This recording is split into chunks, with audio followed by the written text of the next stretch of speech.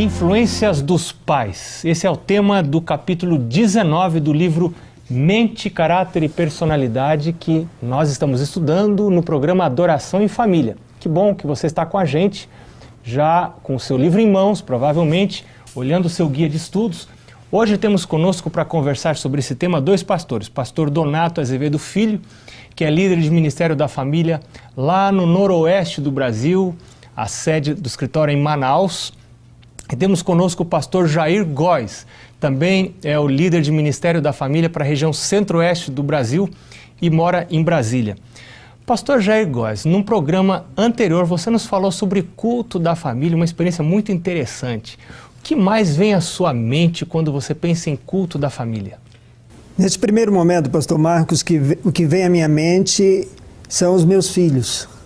Eu penso quando eles eram bem crianças. E a nossa preocupação era tornar o culto desejável e interessante em um lugar esperado, um momento esperado. Não podemos permitir de maneira nenhuma que o culto seja colocado como uma obrigação, uma tarefa. Então, momento de severidade. Não, um momento de paz. E para tornar esse momento desejável, eu adotei muitas vezes uma história bíblica, com alguns detalhes no nível deles.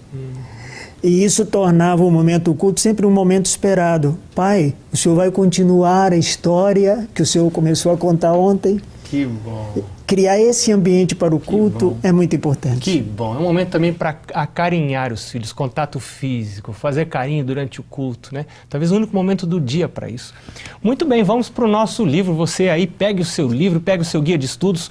A primeira pergunta: qual a estratégia de Satanás, pastor Donato, para destruir os filhos? Parece que Satanás tem um rumo bem definido para destruir os filhos. O que ele faz? Ele paralisa a mente dos pais. É interessante que, se você ler esse trecho no livro, ele fala que os pais se tornam lerdos para suspeitar, olha só, lerdos para suspeitar que os filhos estão em erro, em pecado. Meu filhinho é tão bonzinho, meu filhinho não faz nada errado, exatamente. Ele é tão queridinho. Acho que assim, pastor, só me permita, claro. Os pais, eles às vezes com excesso de zelo e carinho, isso serve como uma venda nos olhos deles. E alguns filhos até enganam os pais, professando que são cristãos, mas a mente, ao passo que enquanto estão professando ser cristãos, a mente e o corpo estão em destruição. Que coisa, que cuidado, quanta oração a gente tem que ter para poder discernir isso, né? Uma das coisas que Satanás pode usar para desviar os filhos dos caminhos de Deus é também o regime, a alimentação.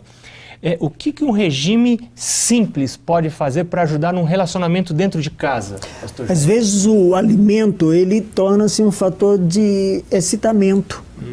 E faz a criança ficar irritada, inquieta. E os pais às vezes nem percebem que isso está ligado à alimentação que estão oferecendo aos filhos. Então, ser bem cuidadosos em relação a esse ponto. Eu sou aquilo que eu como. Sem dúvida nenhuma. Os pais de Sansão tiveram orientações sobre comida. Nós temos tanta orientação sobre comida, o que devemos dar para os nossos filhos, o que não devemos dar. É que às vezes, pastor, nós como pais, estamos muito preocupados em simplesmente agradar os nossos filhos, servi-los daquilo que eles querem, daquilo que eles preferem. Em vez de aquilo que o Senhor prefere. Aí está. E claro, em algum momento da liberdade, sim, tudo bem. De permitir que eles escolham. Dentro do razoável e dentro da vontade do Senhor. Perfeitamente. Em algum momento pode ser que uma esposa não dê conta de educar os filhos sozinha. O que o marido deve fazer nessa hora? Página 166. É interessante, né, que há papéis bem definidos na família, né? O pai, o sacerdote, a mais nobre tarefa de uma mãe é educar os filhos, mas pode ser que a mãe negligencie isso. E aí o pai, na responsabilidade de promover a religiosidade no lar, ele deve tomar para si essa função. Sem criticar. Sem criticar. Assuma. Ele não pode deixar ver que o filho está afundando, ver que o filho está se destruindo e ele ficar de braços cruzados. Ou seja, a tarefa precisa ser desempenhada por um dos dois. Alguém tem que fazer. Alguém tem que fazer, porque isso é prioridade. Isso é fundamental. Mas tem um outro texto que diz que algumas mães gostam muito de cenas excitantes da vida mundana. Como é que ficam os filhos dessas mães? Essa é a quarta pergunta, página 167. As crianças, obviamente, ficam negligenciadas, né? Porque uma mente que está absorvida, né, por esse lixo da mídia, né, a literatura de ficção, obviamente vai deixar de ser aplicada naquilo que é útil. Hoje eu fiquei pensando, podia ser talvez as novelas. Eu pensei em filmes. Muito amor a filmes. Muito apego às coisas deste mundo. Horas e horas inúteis nas redes sociais. Também. Né, que tem sido uma febre. Então, uma mente dessa, obviamente, se desvia do propósito maior, que é preparar os filhos para devolvê-los ao Senhor. Pois é, um outro texto fala das atitudes da mãe durante a amamentação, né? O que pode fazer uma atitude tranquila da mãe enquanto está amamentando para com o filho? Eu penso que nessa hora, uma mãe cristã deveria tirar vantagem desse momento, cantar, até recitar um texto bíblico. Isso vai trazer paz para a criança. Água mole em pedra dura, tanto bate até que fura, né? Você vai colocando, você não sabe quando a criança está começando a entender as coisas de maneira racional. Então vai falando, né? Muito boa sugestão. As primeiras experiências sensoriais de uma criança é no contato com a sua mãe nesse primeira amamentação. Isso fica ali, ó, profundo e indelével, e de alguma maneira, algum momento na vida vai se manifestar. Então, se a mãe nesse momento for tranquila, calma e serena, ela vai introduzir isso no caráter do seu filho naturalmente. Já aproveitar para incutir coisas espirituais na mente do filho pequenininho já nesse momento, né? A mente da criança nesse momento é uma esponja. Então, certeza, em algum momento ela vai reproduzir isso positivamente na vida. Bom, um outro texto fala de pais que não gostam de ter filhos por perto, né? Vai brincar lá fora, não vem me incomodar aqui, eu estou lavando o carro, vai fazer sua brincadeira. O que esse texto diz de benefícios de você ter os filhos sempre por perto? O contrário, né? O que acontece quando você quer ter os filhos sempre por perto? Ali a principal vantagem, pastor Marcos, é que ao tê-los por perto, você pode observá-los melhor.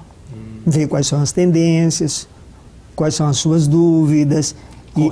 Corrigi-los. Então a presença do pai é importante. Mas nós vivemos numa época com tanta correria que esses poucos momentos que os pais deveriam dedicar aos seus filhos, eles utilizam para outras coisas e, por vezes, até acham que esse tempo dedicado aos filhos é desperdício. Isso é um egoísmo da nossa parte como pais, né?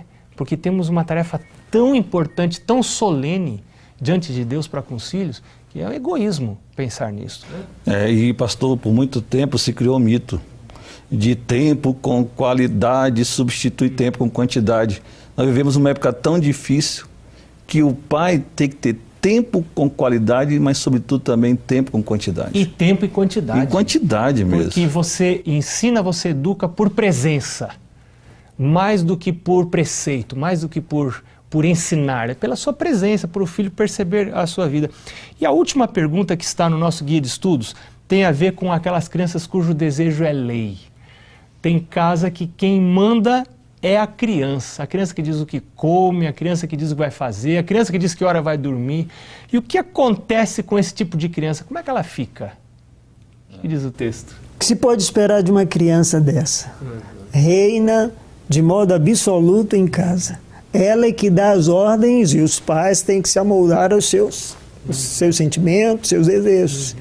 Então, ao crescer assim, lançando mão dessa liberdade, elas terão sérios problemas. Interessante, porque eu fiquei pensando que a criança que tem os seus desejos satisfeitos deveria ser uma criança contente. Mas o texto diz que é o contrário, ela se torna uma criança descontente. Descontente e desassossegada. Desassossegada. Ou seja, insatisfeita com a vida. Em vez dela ficar satisfeita com tudo que lhe dão, ela é uma criança que, exatamente no momento que você deixar de fazer também, isso vai promover um descontentamento. É o efeito contrário. Ela pensa que o mundo gira em torno dela. E que todos existem para servi-la. E quando não se faz o que ela quer, aí vem esse descontentamento. Aguenta uma pessoa dessa quando se torna jovem adulta? Vai dar problema em toda a comunidade, vai dar problema para a sociedade, vai ter um casamento conturbado, porque isso tudo foi desenvolvido lá na infância. Uma pessoa infeliz que não tem uma noção real da vida. Muito bem, Foi um prazer a gente estar conversando sobre esse assunto. Você que é pai, você que é mãe ou vai ser pai, vai ser mãe, Deus o abençoe nessa nobre tarefa de educar seus filhos. No próximo programa nós vamos falar sobre a importância do ambiente doméstico. E eu quero convidar você para estar com a gente neste próximo programa Adoração em Família, estudando o livro Mente, Caráter e Personalidade, volume 1. Deus abençoe você. Até lá.